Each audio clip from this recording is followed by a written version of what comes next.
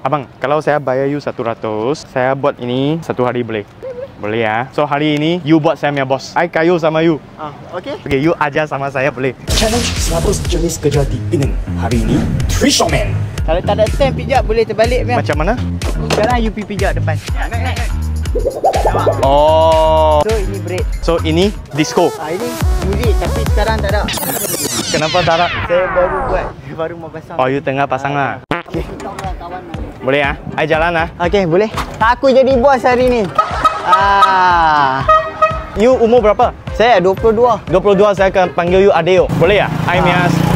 Boleh lah. Ini macam boleh buat lesen, ambil lesen lah. Oh, buat ini Tricia kena ambil lesen juga? Kena ada lesen juga. Tak baik you bagi tahu I ya. Tak apa, ini okey ini. Okey, stable kan? Stable. So, you cakap dulu bapak pun buat Tricia? Ya.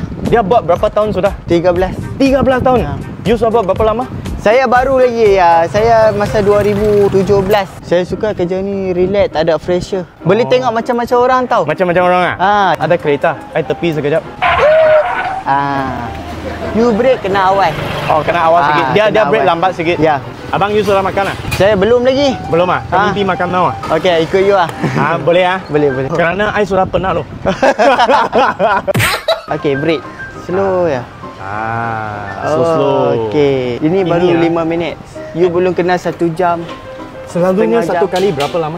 Kalau tourist main kapal main jam 2 jam. 2 jam. Okey, kami pergi makan sikit. Okey, boleh. Okey, jom. Kalau nak duduk baca, sila datang ke Armenian Street cari adik Ashraf. Ini Tricia, dia sudah history lama dekat Penang. Ya, betul. Dia ada culture dia, dia ada sejarah dia. Ada sejarah. Orang datang Penang dia kena duduk ini. Ya, rugi kalau main Penang tak naik becak. Rugi Ya, ini. orang cakap kita try show orang kata bau badan. Tapi kita cari rezeki yang halal.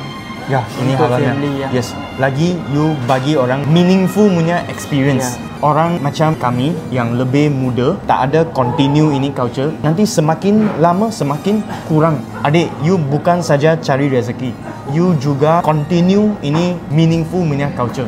Ini sangat penting. Terima kasih kerana you memilih industri ini. So saya harap video ini boleh bagi lebih orang tahu kepentingan culture dan kepentingan Tricia kat Penang.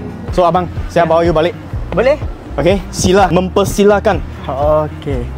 Welcome back. Semua orang kena menghargai apa yang kami ada sekarang. Betul. Semoga adik Ashraf boleh dapat rezeki, hari-hari boleh happy, ada sihat. Semoga anak pun sihat. Respect.